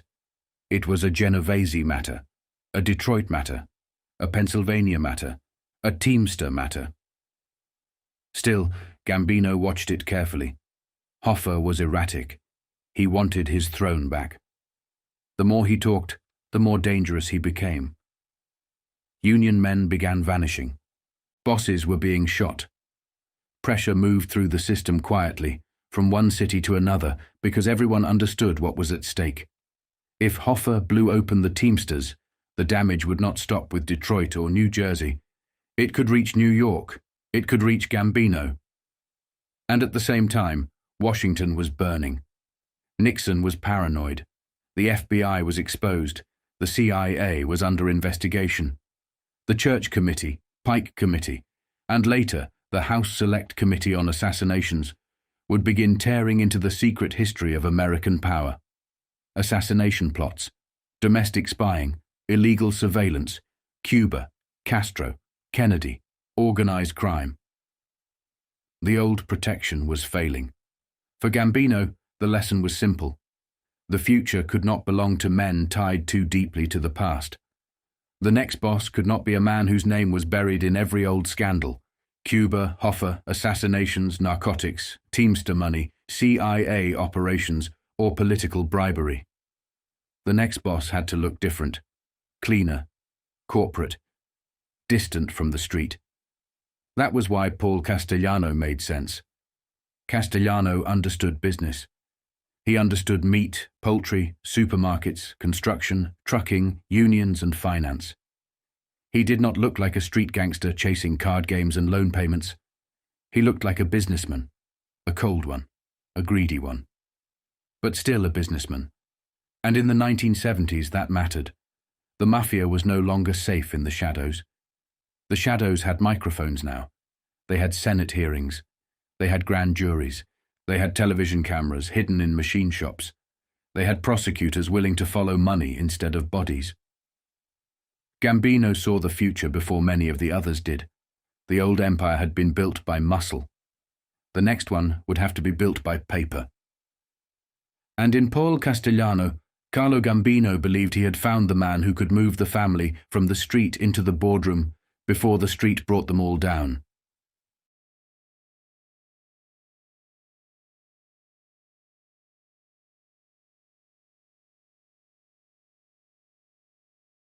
By the mid-1970s, Carlo Gambino understood something many old bosses were only beginning to realize. The future of organized crime was no longer simply about controlling neighborhoods. It was about controlling money. For decades, the American Mafia had built fortunes through gambling, labor racketeering, construction, trucking, waterfront unions, extortion, and loan sharking. Narcotics had always been there, despite repeated public denials from the American Mafia Commission. Officially, drug trafficking remained discouraged. Publicly, bosses insisted they wanted nothing to do with heroin. Reality was considerably more complicated. Across Sicily, heroin laboratories were expanding. Turkish morphine base, disrupted earlier in the decade, was once again reaching the island through new smuggling routes. Palermo's mafia families were becoming wealthier than ever before, and with every successful shipment, the Sicilian-American connection grew stronger. Younger mafiosi increasingly viewed narcotics not as a dangerous sideline, but as the future of organized crime. Eventually, investigators would identify relationships between members of the Gambino family and influential Palermo clans, including the Spatola, Incerillo, and Bonded families, whose names would later become synonymous with the international heroin trade. Carlo Gambino could see where the money was moving. But he also understood something equally important. Money made from narcotics was only valuable if it could be transformed into legitimate wealth. That was where the old guard still held an advantage. While newer traffickers focused on importing drugs, the established mafia families already controlled something far more difficult to build: businesses, accountants, lawyers, trucking companies, real estate firms, restaurants, wholesale food companies, unions, banks, casinos, and political influence. They possessed the infrastructure capable of disguising enormous amounts of cash. That infrastructure was worth almost as much as the narcotics themselves. Gambino had spent decades assembling exactly that kind of empire. He believed in ownership, land, buildings, businesses, cash flow. Unlike younger gangsters fascinated by expensive cars and public displays of wealth, Gambino preferred assets that quietly appreciated year after year. Every profitable business represented another place where money could circulate unnoticed. Every property generated legitimate income. Every company created another layer between criminal proceeds and the authorities. Miami increasingly attracted that investment. The city was changing rapidly. Latin America, the Caribbean, and South Florida were becoming linked by expanding commercial routes, migration, tourism, banking, and international trade. Alongside that legitimate growth came unprecedented opportunities for smugglers and traffickers moving marijuana first, then increasingly cocaine. During the early years, authorities devoted enormous resources to the long-established heroin pipeline running through Europe. The French Connection remained one of their principal targets. Corsican traffickers, Sicilian families, and their American counterparts occupied the attention of international investigators. Meanwhile, another market was growing: cocaine. At first, it lacked the political urgency attached to heroin. It had not yet become America's dominant narcotic problem. Enforcement priorities remained focused elsewhere, allowing enormous fortunes to be accumulated before governments fully appreciated the scale of the trade. Profits became almost unimaginable. Aircraft could be purchased for a single shipment, abandoned after delivery, and replaced without seriously affecting the traffickers' margins. Every successful load generated enough money to finance the next several operations. The economics changed organized crime forever. Miami became one of the centers of that transformation. Among those drawn south was Joseph Staten Island Joe Riccobono, whose family already had long-standing connections within the Gambino organization. His relative, Nat Riccobono, had once been associated with Lucky Luciano, before eventually becoming part of the Gambino family itself. Those Sicilian connections stretched back decades, linking old-world traditions with the rapidly changing criminal landscape of the United States. As the cocaine era accelerated, another figure emerged from that same world: John Riccobono, better known as John Roberts. Operating in Miami during the 1970s, Roberts recognized the extraordinary profits cocaine offered long before much of America did.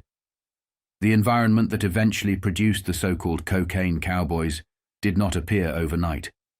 It developed through overlapping networks of pilots, smugglers, financiers, corrupt businessmen, local distributors, Cuban exiles, established organized crime figures, and ambitious newcomers willing to exploit an expanding international market.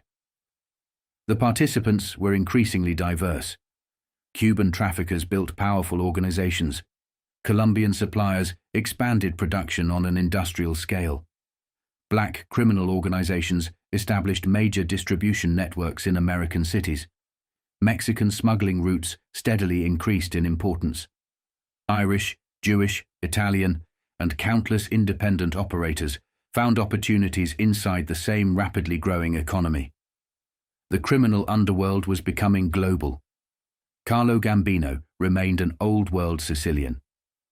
Like many men of his generation, he possessed deeply traditional views shaped by the culture in which he had been raised. Family loyalty, Sicilian identity, discipline, hierarchy, and respect were not abstract ideals to him. They were rules.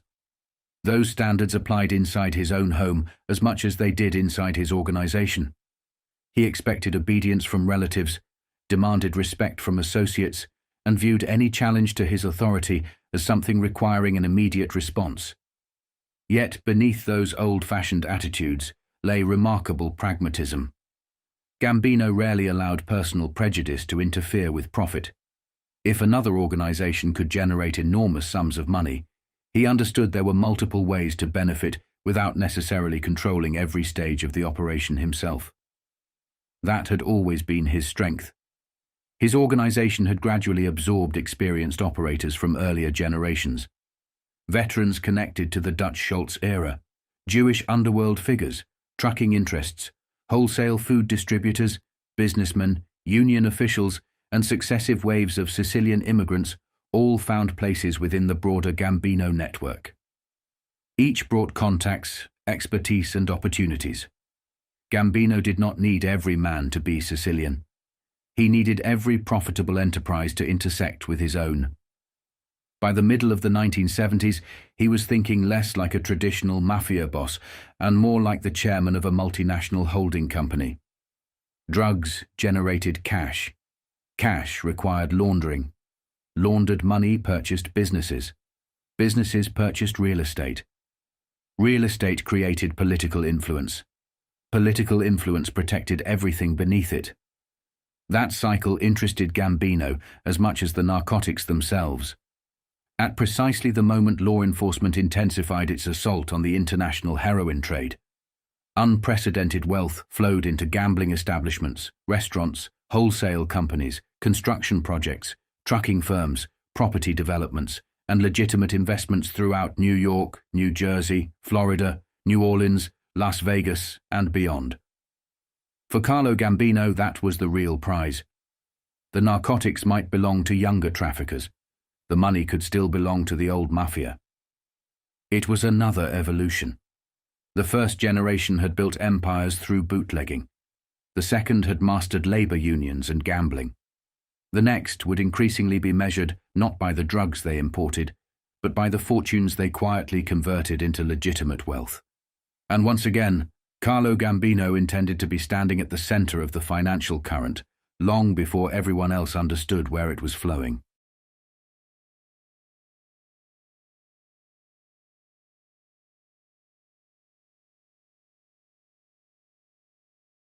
While Washington was consumed by Watergate, another crisis was unfolding that Carlo Gambino followed just as closely. This one was taking place 3,000 miles away, in Sicily. Although Gambino had spent most of his life in America, Palermo had never stopped being home. His birthplace remained tied to his identity, his relatives, his business relationships, and many of the men he trusted most.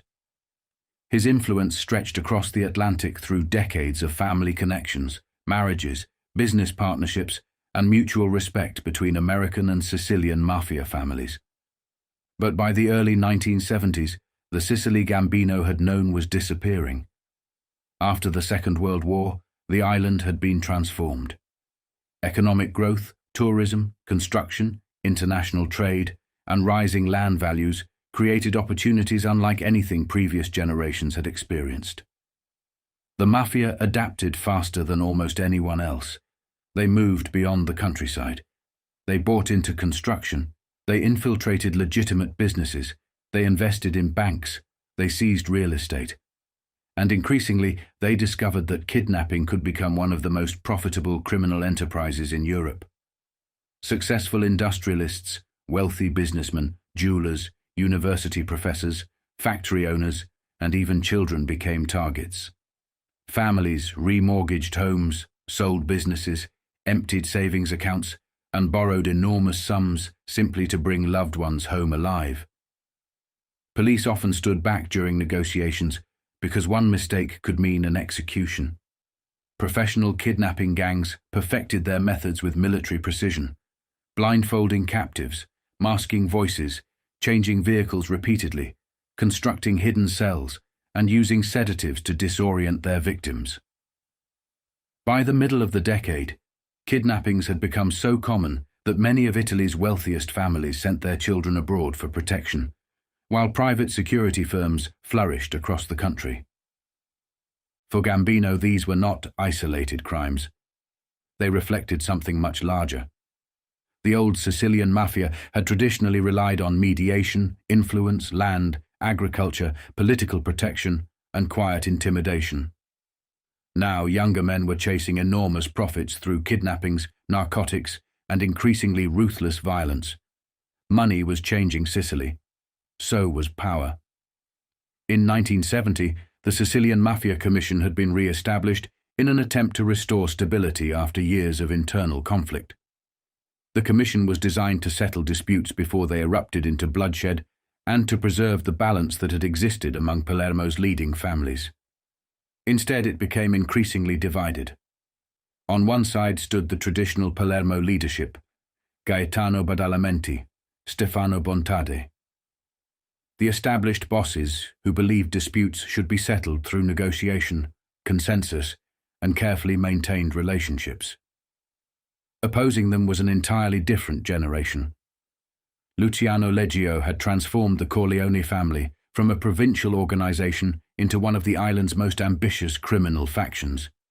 Even after his arrest in 1974, his organization continued expanding under Salvatore Riina and Bernardo Provenzano. Unlike the old Palermo bosses, the Corleones had no interest in preserving the existing balance. They intended to replace it. Patiently, village by village, family by family, they built alliances across western Sicily, exploiting rivalries and preparing for what would become the bloodiest mafia conflict in modern Sicilian history. Most observers failed to recognize what was happening. Carlo Gambino did not. His closest relationships in Sicily remained with the traditional Palermo leadership. For decades, trusted contacts connected his American organization to families that would later become associated with Stefano Bontade, Gaetano Badalamenti, the Inzerios, and eventually the Spatola network. Those relationships were built on blood ties, marriage, mutual respect, and years of successful business conducted across the Atlantic. That network had become one of Gambino's greatest strengths. It was also becoming increasingly vulnerable. Every family that changed allegiance threatened decades of trust. Every murder removed another respected intermediary.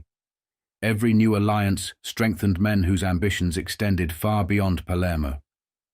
At the same time, another transformation was taking place beneath the surface. Throughout the 1960s, Sicilian families had largely acted as transporters for the famous French connection, moving heroin refined in Marseille to the American market. By the early 1970s, however, the balance was beginning to shift. The Sicilians no longer wanted to work for anyone else. They began establishing their own laboratories, importing Turkish morphine based directly, hiring French chemists, and refining heroin on Sicilian soil themselves. Palermo was quietly becoming the center of what investigators increasingly regarded as the world's largest heroin-producing network. That new wealth changed everything. Construction companies expanded. Property speculation accelerated. Small regional banks experienced extraordinary growth. Money flowed through businesses, hotels, wholesalers, transport firms, and international investments. Criminal wealth merged with the legitimate economy so thoroughly that investigators would later describe it as a parallel financial system operating alongside the official one. Carlo Gambino recognized the implications immediately. His influence in Sicily had never depended upon commanding every family.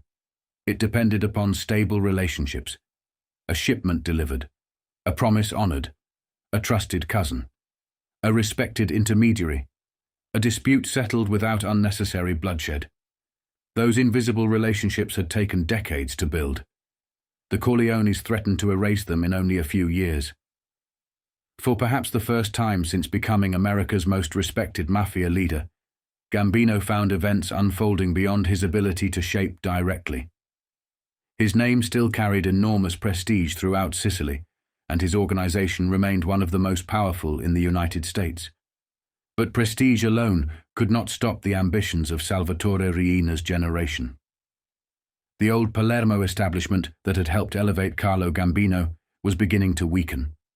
A younger, richer, and infinitely more ruthless generation was preparing to inherit Sicily. And as Palermo drifted toward the conflict that would later explode into the Second Mafia War, Gambino understood that the greatest threat was not simply the violence itself. It was the destruction of the relationships upon which his international influence had been built for nearly half a century. The center of gravity was shifting, and with it, the old Sicilian world that had produced Carlo Gambino was beginning to disappear.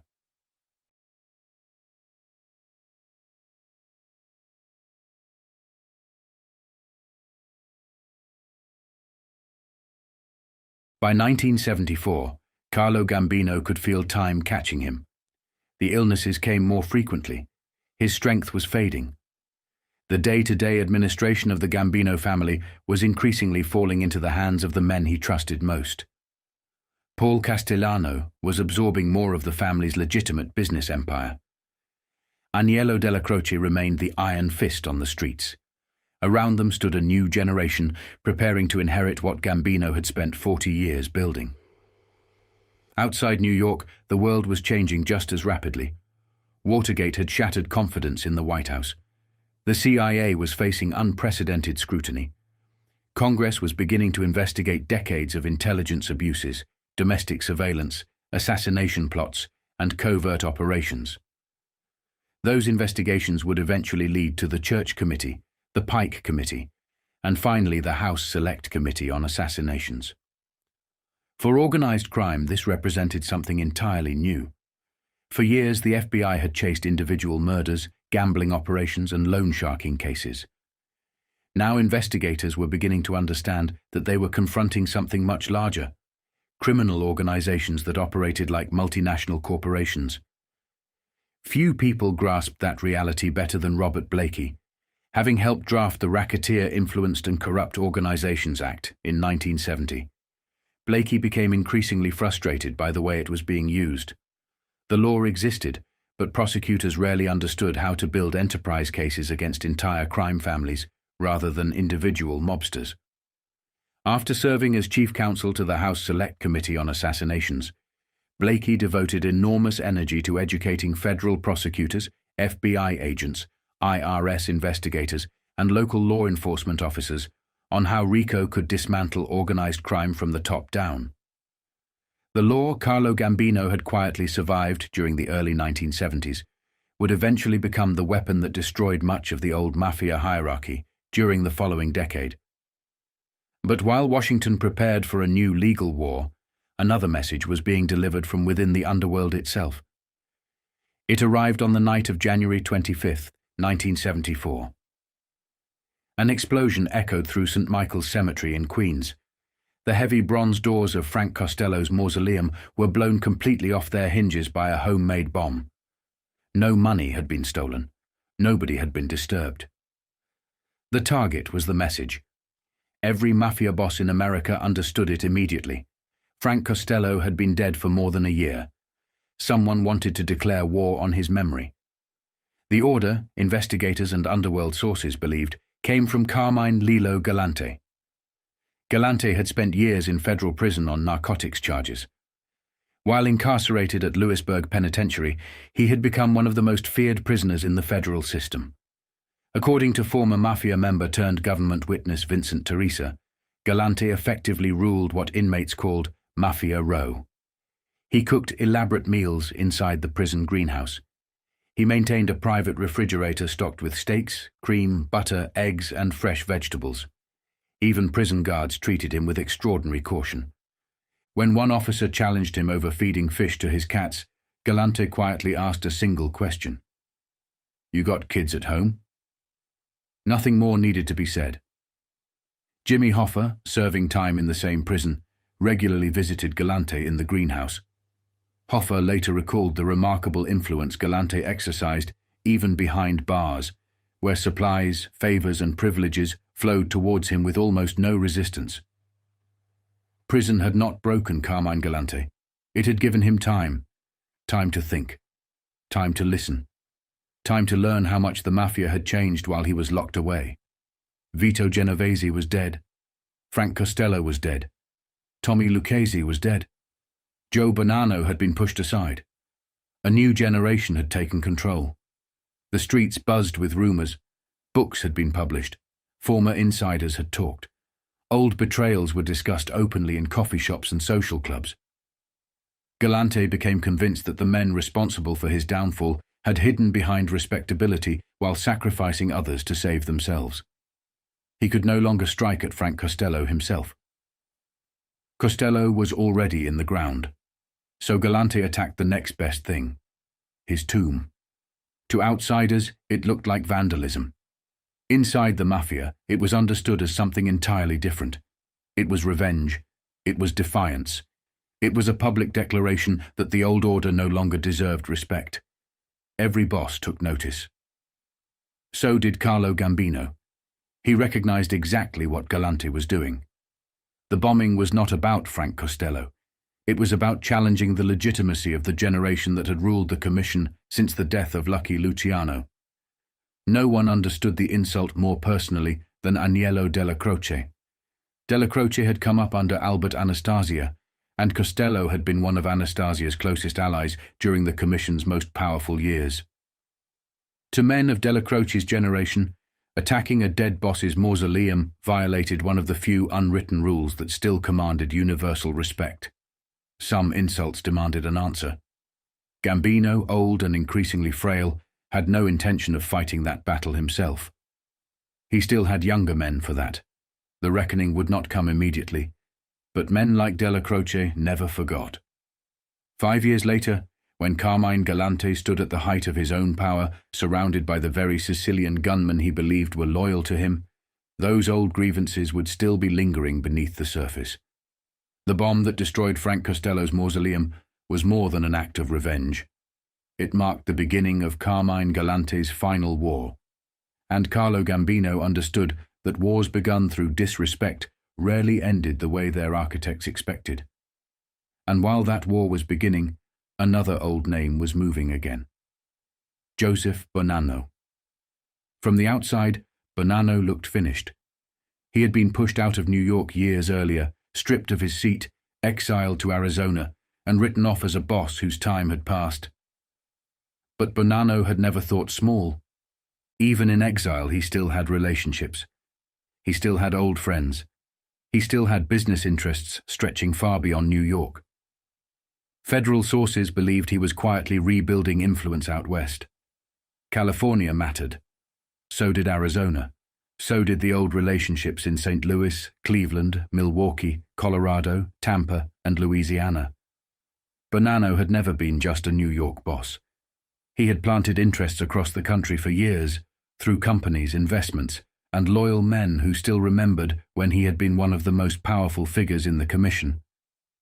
This time he was not moving with open force, he was moving with diplomacy.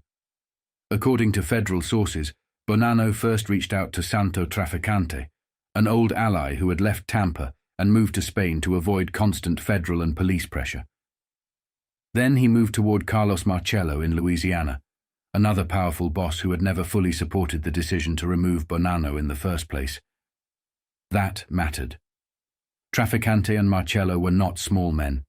They represented old power, Southern power, international power, Cuba, gambling, narcotics, ports, politics, and decades of underworld diplomacy. If men like that were willing to listen to Bonanno again, then his exile was not as complete as the Commission had once hoped. But there was a condition.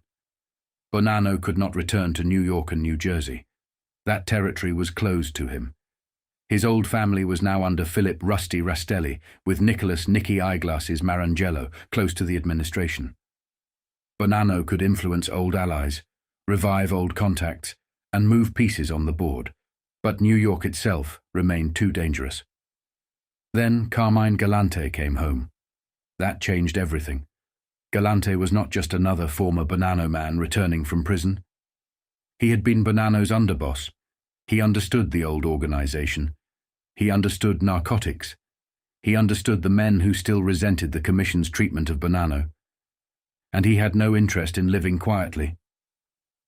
To law enforcement, the connection was obvious. Bonanno could work the outer territories. Galante could move inside New York. That combination made people nervous.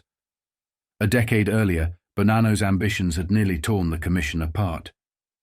His attempt to expand into California and challenge rival bosses had brought him down. On an FBI recording, Simone Sam the Plumber de Cavalcante had summed up the old fear clearly. Bonanno, he said, had tried to create a tragedy so his son could take over California. That was why the Commission chased him out. Stefano Magaddino, Bonanno's old relative and enemy from Buffalo, had once described the same ambition another way. Bonanno was planting his damned flags all over the world. Now, in 1974, those flags seemed to be appearing again. Some officials doubted the story. California investigators argued there was no evidence Bonanno was preparing to seize control there, pointing out that he was still living in Tucson and had only recently moved to another residence in the same city. But in organized crime, power did not always require relocation. A boss did not need to live in California to influence California. He needed loyal men. He needed business ties. He needed permission from the right people. And most of all, he needed New York to be too divided to stop him. That was where Galante came in. By March 1974, federal and local anti-mafia units were openly discussing the possibility that Galante would consolidate the old Evola Bonanno family, wait for Carlo Gambino to die, and then try to move toward national leadership. It sounded outrageous. But the fact that law enforcement was discussing it at all showed how dangerous Galante appeared. The Commission still existed, even if it no longer operated like the old days. It did not gather openly in restaurants or sit around large tables the way it had in earlier decades. Decisions moved by courier, messages passed quietly. Approval still mattered. Who could buy real estate in Houston? Who could invest in Arizona? Who could head a family? Who had permission to expand? That system was designed to prevent another Bonanno-style rebellion. Galante was the kind of man who could test it. At that moment, Carlo Gambino remained the central figure. Even his enemies understood that. He had built labor racketeering into a fortune. He controlled influence across New York and New Jersey. He could still outgun Galante if it came to open war. But Gambino also understood restraint. He was old. He was ill. He had succession to think about. He had federal pressure growing around him. He did not need another war unless there was no other choice. So, for the moment, there was peace. Not trust. Peace. Galante moved through Brooklyn, met the old line men, and positioned himself as the figure who could restore strength to the Bonanno remnants. Bonanno, from Arizona, appeared to be testing whether his old national influence could be revived without stepping directly back into New York. Trafficante and Marcello remained part of the wider conversation. The Western Territories were being watched. California was being whispered about again. To Gambino, this was not just one man coming out of prison. It was an old faction trying to breathe again. And behind it stood a more dangerous question. If Carlo Gambino died, who would control the commission? Would it be the careful businessmen he was preparing to leave behind? Or would it be men like Galante, who still believed power came from fear, narcotics, and the willingness to shoot first? That was the real danger. Galante was not simply returning to a family. He was returning to a moment. The old bosses were dying. The government was watching. The commission was weaker than it looked. The Bonanno name still carried weight outside New York, and the heroin trade was becoming too rich for ambitious men to ignore. Carlo Gambino understood that Carmine Galante was not waiting for permission. He was waiting for an opening. By March 1974, the rumors had reached Los Angeles. Joseph Bonanno was moving west. That was the word moving through law enforcement circles. Bonanno, the old exile in Arizona, was no longer being treated as a retired gangster writing letters from the desert. Federal agents believed he was traveling between Phoenix and Los Angeles, watching California, testing old loyalties, and looking for opportunity. His son, Salvatore Bill Bonanno, was due out of federal prison on Terminal Island. That gave Joe Bonanno a reason to be in Southern California. But investigators believed there was more to it than a family visit. Bonanno had been seen in Long Beach. He had been seen in North Hollywood. He was being watched by the Los Angeles Organized Crime Strike Force. And the men watching him understood exactly what California represented. Los Angeles, San Diego, San Francisco, San Jose, Las Vegas, Arizona, Nevada, New Mexico. These were no longer distant territories. They were growth markets. Gambling, narcotics, loan sharking, pornography, stolen securities, unions, docks, smuggling, real estate, casinos, and political corruption all ran through the West now. Bonanno wanted a piece of that future, but he was not alone. Other mafia figures had already looked at California and seen the same thing. The state had local crime families, but they were smaller, softer, and less organized than New York. To an old expansionist like Bonanno, that made them vulnerable. The problem was that the government was not sleeping anymore.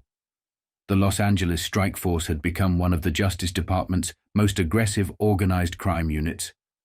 It brought together federal attorneys, the FBI, IRS, DEA, Customs, Immigration, Secret Service, postal inspectors, labor investigators, securities agents, state prosecutors, county prosecutors, sheriff's investigators, and Los Angeles police. It was built for exactly this kind of threat.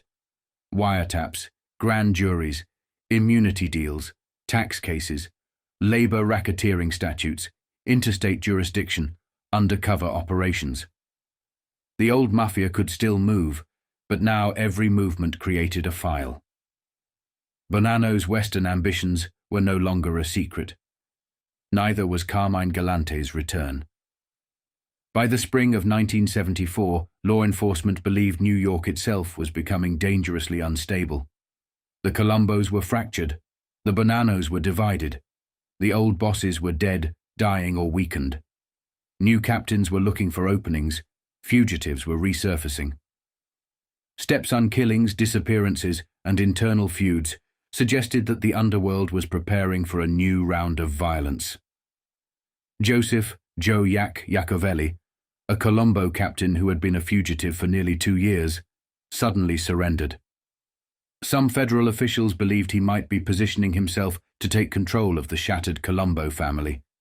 Others feared he could align with Galante, creating a new bloc strong enough to challenge Carlo Gambino himself. At the same time, Galante was reportedly clashing with Philip "Rusty" Rastelli for control of the Bonanno family. Then Rastelli's stepson was found murdered, shot 4 times in the head. No one needed a formal declaration. The message was understood. The Bonanno family was no longer just weak. It was becoming contested territory. For Gambino, this mattered, because Galante was not thinking like a captain. He was thinking like a man preparing for national power. If Bonanno could stir the West, if Galante could seize the East, and if disaffected men in other families joined them, then the old commission order could be tested again. That was the danger. Not one murder, not one racket, a realignment. The National Commission still existed, but it was no longer the table of giants it had been in the Luciano, Costello, Genovese, Lucchese, and Anastasia years. It still passed messages. It still approved leadership. It still decided who could expand, who could invest, and who could move into certain territories. But it was weaker, and ambitious men could smell weakness. By 1975, Galante's movements showed just how far his reach was being watched. He checked into the Hyatt Lake Tahoe Hotel Casino in Incline Village, Nevada, telling authorities he was only on vacation. But no serious investigator believed men like Galante traveled without purpose. Lake Tahoe meant casinos. Casinos meant money. Money meant influence. To Carlo Gambino, all of it confirmed the same reality. Galante was not merely rebuilding the Bonanno family. Bonanno was not merely living in Arizona. California was not merely distant territory. The entire map was shifting. The old mafia was entering its most dangerous period. Too rich to retire, too exposed to remain invisible, too divided to stay disciplined, and too proud to surrender power quietly. Gambino had spent his life avoiding unnecessary wars. Galante seemed to be walking directly toward one, and the closer Galante moved to national ambition, the more certain his fate became.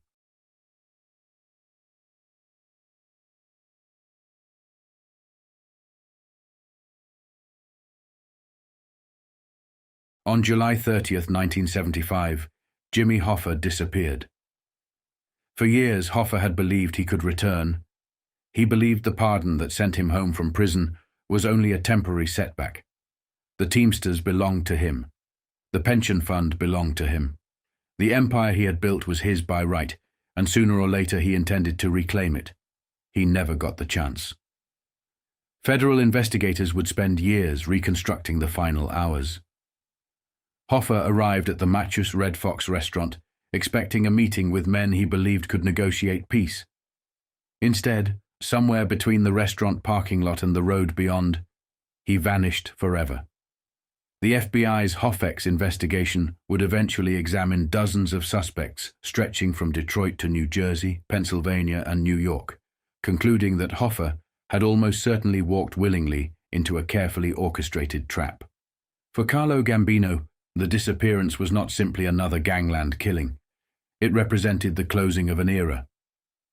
For nearly 3 decades, the Teamsters had been one of organized crime's greatest financial engines. Pension fund loans, labor influence, trucking, construction, casinos, real estate, and legitimate business had all flowed through relationships built around Hoffa's union machine. Whether a boss personally liked Hoffa mattered very little. His existence represented stability. Now stability had disappeared. Almost immediately, rumors spread across America that the disappearance had been authorized at the highest levels of organized crime. Detroit names surfaced. New Jersey names surfaced. Pennsylvania names surfaced. Every major law enforcement agency began examining relationships that stretched across the National Commission itself. Even if Gambino had played no direct role, he understood what the consequences would be. Washington would not treat Hoffa as another missing person. They would treat him as proof that La Cosa Nostra remained capable of removing one of the most famous labor leaders in American history without leaving a body behind. That meant pressure, more wiretaps, more grand juries, more informants, more strike forces. The timing could hardly have been worse. Watergate had shattered public confidence in government. Congressional committees were exposing intelligence abuses. New federal strike forces were becoming more sophisticated every year. Robert Blakey's work on RICO was beginning to filter through law enforcement agencies nationwide, while organized crime investigators were becoming better coordinated than ever before. Now Jimmy Hoffa disappeared into the middle of that political storm. Victor Riesel captured the atmosphere perfectly only days later. He described a mafia no longer united, but consumed by internal uncertainty. Godfathers were dying, disappearing or fighting one another. Powerful crews distrusted emerging leaders. Membership had thinned. Families were discussing opening their books simply because too many experienced men had been imprisoned or killed. Even FBI Director Clarence Kelly publicly acknowledged that senior bosses were increasingly being stolen from by their own people. The old discipline that had once defined the commission was beginning to fracture. To Gambino, none of this came as a surprise. He had watched it developing for years. The old generation built around Luciano, Costello, Anastasia, Profaci, Lucchese and Genovese had largely disappeared. Those who remained were elderly men trying to hold together organizations increasingly dominated by ambitious younger captains raised during the narcotics era rather than the labor racketeering era. Then there was Carmine Galante. Federal officials increasingly believed Galante intended not merely to rebuild the Bonanno family, but eventually challenge Gambino himself for national leadership. Reports circulating through law enforcement suggested alliances involving remnants of the Bonanno family, ambitious Colombo figures, and other dissatisfied factions. Whether every report proved accurate mattered less than the fact that investigators believed such a realignment was possible. For the first time in years, Gambino's position no longer appeared permanently secure. Ironically, the man who had survived Anastasia, Appalachian, Joseph Bonanno's rebellion, Joseph Colombo's rise, Robert Kennedy's offensive, and years of federal investigations now faced an enemy that age itself could not defeat. Time. Carlo Gambino was increasingly frail. His health continued to decline. He rarely sought publicity, rarely attended unnecessary meetings, and increasingly delegated authority to trusted men around him, particularly Paul Castellano and Aniello Dellacroce, while quietly maintaining the balance between the family's competing factions. Jimmy Hoffa's disappearance confirmed something Gambino had understood long before many of his rivals. The future no longer belonged to the old bosses. The commission itself was changing. The federal government was changing. Organized crime was changing. The narcotics economy was replacing the labor economy. The younger generation wanted expansion rather than stability. And every major disappearance, every bombing, every public execution, and every political scandal only accelerated that transformation. Gambino had spent his entire career adapting before everyone else recognized the landscape had changed. By the summer of 1975, he could already see the final chapter approaching. Not just for Jimmy Hoffa, not just for Carmine Galante, but for the generation of mafia bosses who had built modern American organized crime. Their empire had reached its greatest wealth. It had also reached the moment when the full weight of the United States government was finally beginning to understand how it truly operated.